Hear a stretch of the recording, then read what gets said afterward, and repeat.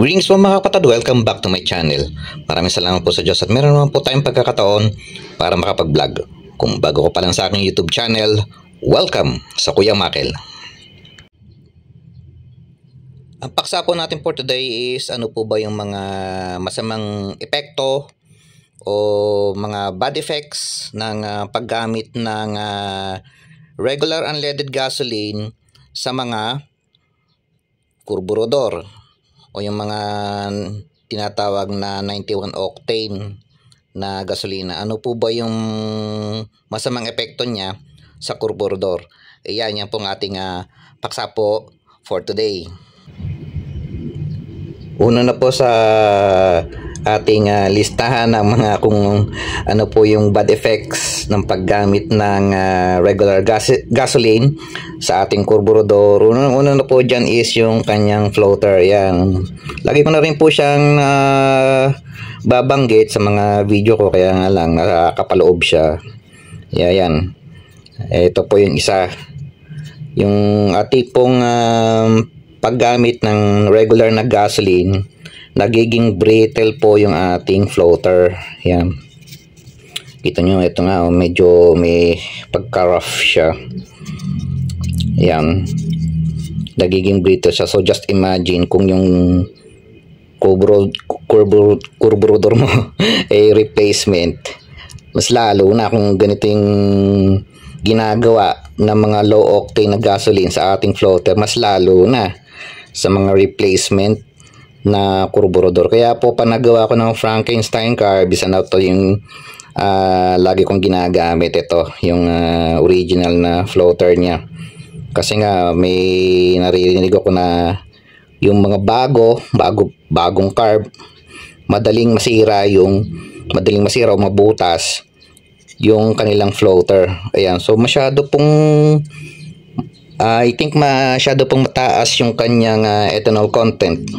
Kaya ganon, nakakasira siya ng parts ng ating kurburador. Ayan, pangalawa naman po is itong strainer. Ayan, naku yan, lalo na po sa mga Marusan brand na strainer. Ayan, naku po, nangyayari po dyan, pag ito po ay napababad sa gasolina, nalulusaw po yan mga kapatid. Ayan. Kaya nga po pag naggagawa po ko ng kurburador, tinatanggal ko na po yung strainer. Yan. Dito po siya nakakalagay sa ilalim nitong ating seat ng ating needle. Ayan. Kung saan nakaluklok yung ating needle, yan yung tinatawag na seat. Nasa ilalim niya nakakabit. Tinatanggal ko na yan. Anyway, meron naman pong inline na fuel filter ang ating sasakyan. I think kahit wala nito, pwede na yung filter na yon. Ayun. Yan. So sobrang siguro taas ng ethanol, percentage ng ethanol, kaya nasisira yung nasisira yung mga parts ng ating kurburador. Another po is yung ito, dito yung sa ilalim ng ating bowl. Pag sinalat nyo po, yung parang meron siyang sticky na substance dito na kulay green. Ayan.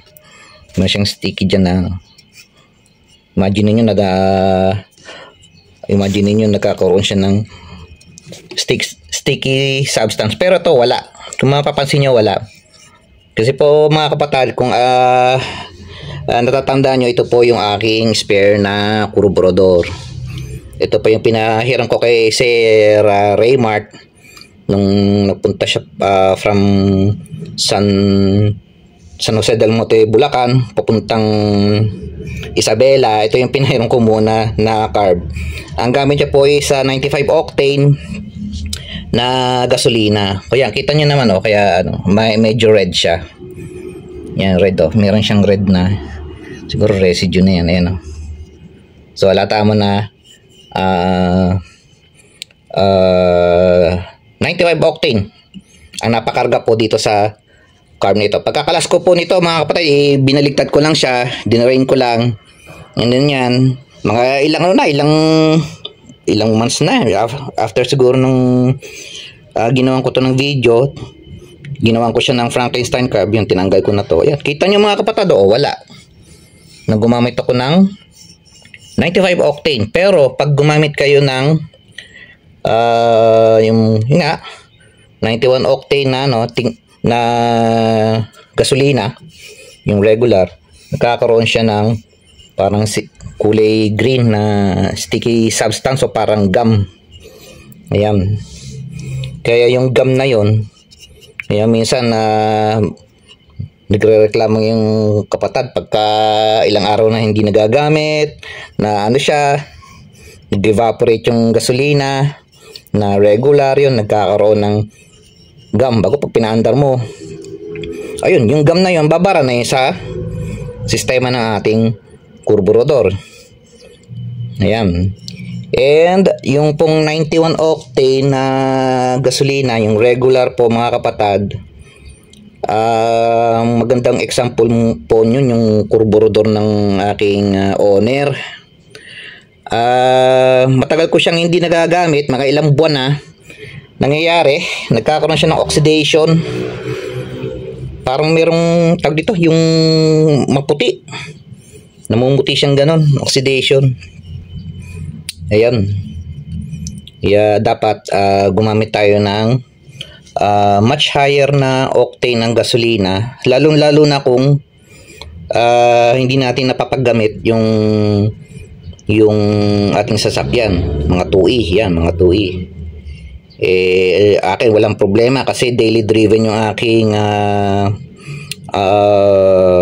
Toyota Corolla na 2E.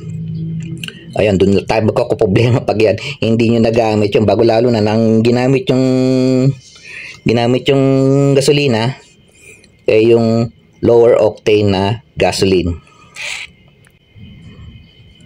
Last na bad effect po mga kapatid is nagkakaroon po siya ng pinging o yung engine knock pag gumamit po tayo ng mas mababa na octane ng gasoline. Halimbawa, gumamit po tayo ng maling octane ng gasolina.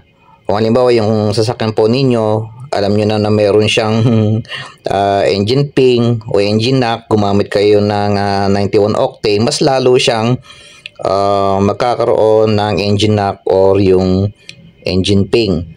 Yan ang ginagawa ng iba para malesen yung ganong senaryo. Nagkakabit po sila nagkakarga po sila ng mas mataas o mas mataas na octane ng gasolina. Kasi po mga kapatid, yung sa atin po sa Pilipinas as of 2025, meron po tayong tinatawag nga po na regular unleaded na gasoline and premium. Yan po yung 95 octane. Yung pong 91 octane na gasolina po mga kapatid is mas mabilis po siyang mag-explode sa ating combustion chamber compare mo doon sa 95 octane. Kaya mas prone po sa engine knock yung 91 octane na gasolina. Engine ping o engine knock, may experience po nyo po yan sa inyong mga makina. Kung halimbawa po yung inyong makina is mga naka-over advance, hindi ginamitan ng timing light, wala siya standard specification ignition timing, as yung mga distributor nila stock up, yan, dyan kalimitan ma-experience yung engine knock. Ayan. And pag halimbawa po yung inyong mga pulley, ito po yung crankshaft pulley, yung sira na yung kanyang damper. Ang minsan ginagawa ni Mang Kanor, hinihinangan niya, nilalagyan ng hinang yung kanyang yan, yung crankshaft pulley. Buti kung mapatama sa tamang mark. Kaso ito po, umiikot na po yan. Mayroon dalawang parts po itong ating crankshaft pulley. Yan, yan. Meron po itong damper eh. Ito yung pinaka-hub niya. Ito yung pinaka ring. Yan, may ring po yan eh. Ring po ang tawag dyan eh. And then yung meron siyang rubber damper. Ayan, nangyayari po mga kapatid, katagalan na mga kapatid. Ito, nangyayari, umiikot na tong hub na to. Umiikot siya, nangyayari, nawawala na siya sa timing. Nawawala na sa timing mark. Ayan. Siyempre, pag wala sa timing mark, naka-advance yung inyong ignition timing, maaari magkaroon siya ng yun nga, engine knock. Kaya dapat check nyo rin mong mga kapatid yung inyong mga crankshaft pulley. Baka ganun yung nangyayari sa ating crankshaft pulley. Ayan. Ito yung example na ano. Sira na po ito mga kapatid. Ayan, pang tui. Meron po akong experience na ginawa na 5K engine. Nagkakaroon po siya niya ng engine knock kapag hindi mo nga po siya ma-adjust sa ano sa 8 degrees eh yung kanyang 5K engine. Hindi mo alam naman natin na ang standard ano niya, base timing is 8 degrees. Pag nilalagay ko sa 8 degrees, nangyayari nagkaroon siya ng engine knock.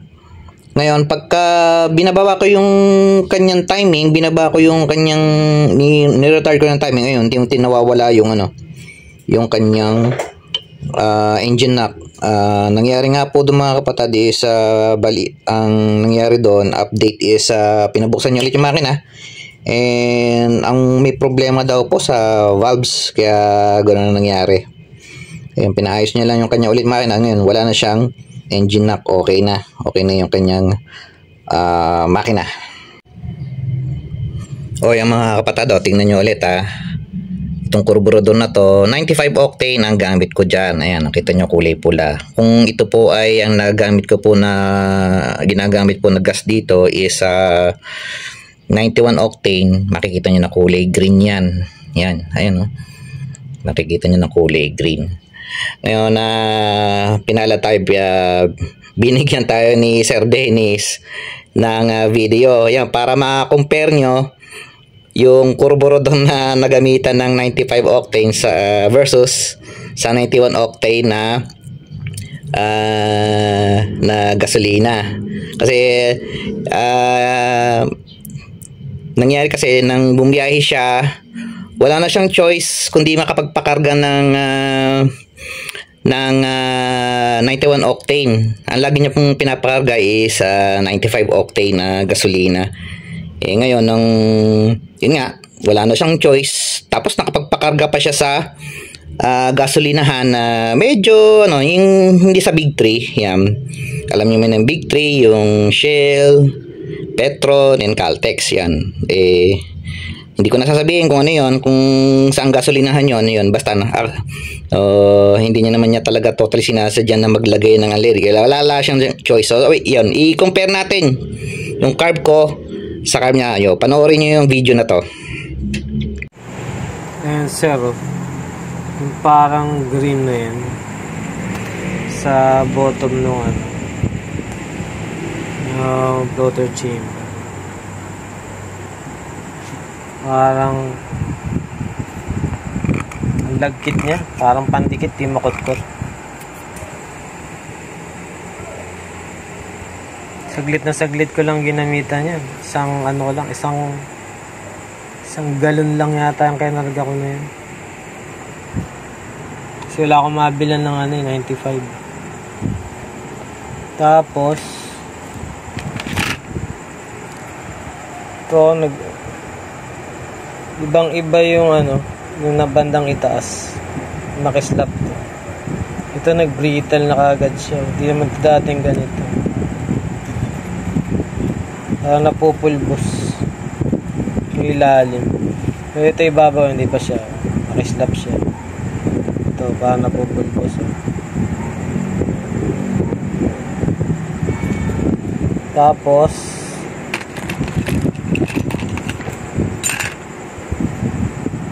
itong goma niya, tinatitigas niya, hindi na siya bumubuka pag pa.